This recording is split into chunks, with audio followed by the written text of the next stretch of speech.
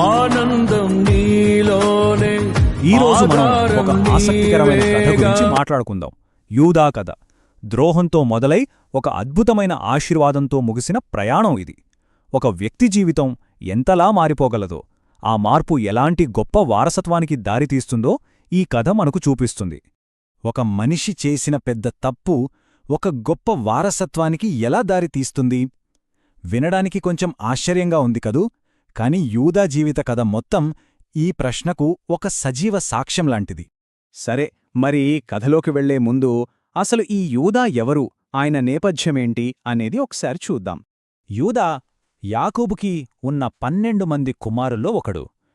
ఇక్కడే ఆసక్తికరమైన విషయమేంటంటే ఈయన వంశం మామూలుది కాదు.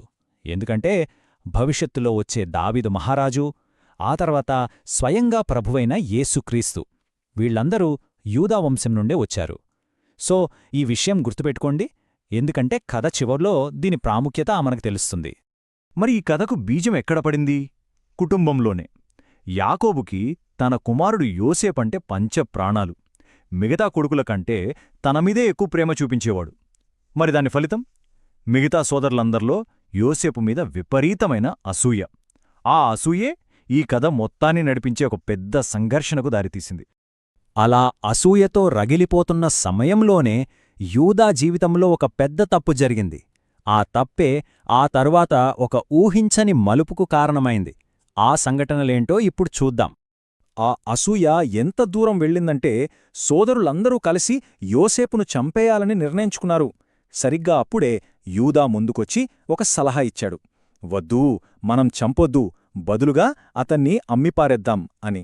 చూడటానికి ప్రాణం తీయొద్దు అన్నట్టు ఉన్న తన సొంత తమ్ముణ్ణి బానిసగా అమ్మటానికి వెనుకాడ్లేదు. ఇది అతని అప్పటి వ్యక్తిత్వాన్ని, అందులోని లోపాన్ని మనకు స్పష్టంగా చూపిస్తుంది. ఆ ఒక్క మాట, ఆ ఒక్క చర్య, అదే యూదా జీవితంలో చేసిన అతిపెద్ద తప్పు.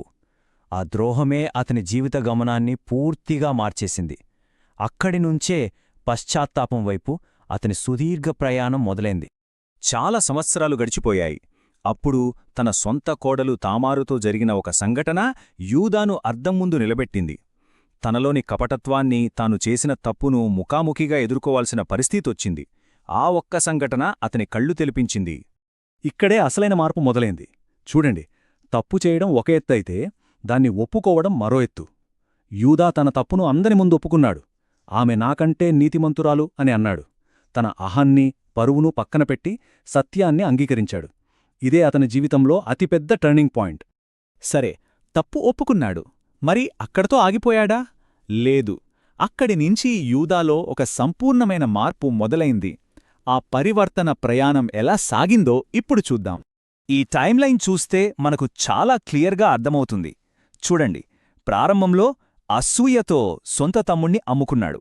మధ్యలో తామారు విషయంలో తన తప్పును ఒప్పుకుని పశ్చాత్తాపబడ్డాడు.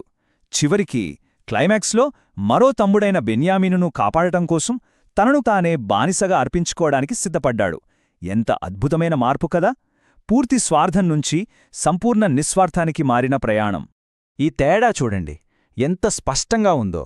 పాత యోధాకి, కొత్త యోధాకి మధ్యున్న తేడా ఇది.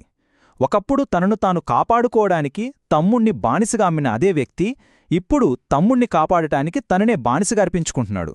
అంటే ఒకప్పుడు అసూయ నడిపించిన వ్యక్తి ఇప్పుడు ప్రేమ, బాధ్యతలతో నడుస్తున్నాడు. ఇంతకంటే పెద్ద పరివర్తన ఉంటుందా? ఇక ఇది కథకి క్లైమాక్స్.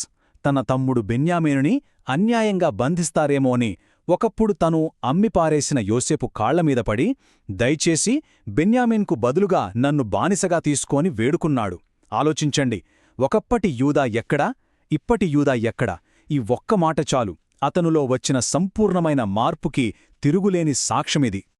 మరింతలా మారినందుకు, ఇంత త్యాగం చేసినందుకు అతనికి దక్కిన ప్రతిఫలమేంటి? అదే ఈ కథలోని అస్సలైన అద్భుతం. అతని పరివర్తన ఒక మామూలు వారసత్వానికి కాదు, ఏకంగా ఒక రాజరిక వారసత్వానికి దారితీసింది. అదెలాగో చూద్దాం. యూదాలో వచ్చిన ఈ మార్పుని అతని తండ్రి యాకోబు గమనించాడు. అందుకే తన చివరి రోజుల్లో తన కుమారులందరినీ ఆశీర్వదించేటప్పుడు యూదాకు ఒక ప్రత్యేకమైన, ఒక శక్తివంతమైన ఆశీర్వాదాన్నిచ్చాడు. అతని వ్యక్తిగత మార్పే అతని వంశం యొక్క భవిష్యత్తును శాసించే ఆశీర్వాదానికి కారణమైంది. ఆ ఆశీర్వాదమేంటో తెలుసా? రాజదండం యూదా యొద్ద నుండి తొలగిపోదు.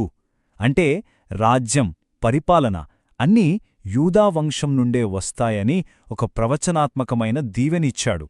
ఆ ఒక్క మాటతో యూదా భవిష్యత్తు, అతని వారసత్వం స్థిరపడిపోయింది. ఇప్పుడు చూడండి, ఆ వంశవృక్షం ఎలా సాగిందో. యాకోబు ఆశీర్వదించిన యూదా వంశంలోంచి కొన్ని తరాల తర్వాత దావీదు మహారాజు వచ్చాడు. ఇంకా కొన్ని తరాల తర్వాత ఏకంగా ప్రభువైన యేసుక్రీస్తే ఆ వంశంలో జన్మించాడు. అంటే ఒకప్పుడు తన తమ్ముణ్ణి అమ్మేసిన ఒక సామాన్య వ్యక్తి రాజులకు రాజు, ప్రభువులకు ప్రభువైన యేసుక్రీస్తుకే పూర్వీకుడయ్యాడు. ఎంత గొప్ప విషయం కదా ఇది! సరే, ఇంతటితో ఈ కథ ముగిసింది. మరి మొత్తం కథ నుండి మనం నేర్చుకోవాల్సిన ముఖ్యమైన పాఠాలేంటి? మొట్టమొదటిది, మనిషి ఎంత పెద్ద తప్పు చేసినా నిజంగా పశ్చాత్తాపపడితే మారగలడు. రెండవది, అలా మంచి కోసం మారినప్పుడు దేవుని ఆశీర్వాదం తప్పకుండా ఉంటుంది. యూదావంశం చరిత్రలోనే అత్యంత ముఖ్యమైన వంశంగా మారడం చూశాం కదా. ఇవన్నీ చూస్తుంటే దేవుని ప్రణాళిక ఎంత గొప్పదో మనకర్థమవుతుంది. మరి వెళ్లే ముందు ఒక ప్రశ్నతో ముగిద్దాం. మనం గతంలో చేసిన తప్పులు మన భవిష్యత్తును ఎలా ప్రభావితం చేస్తాయి? ఆ తప్పులే మనల్ని జీవితాంతం వెంటాడతాయా? లేక యూదా జీవితంలోలాగా అవే మన పరివర్తనకు, ఒక కొత్త ఆరంభానికి పునాదిగా నిలుస్తాయా? ఆలోచించండి.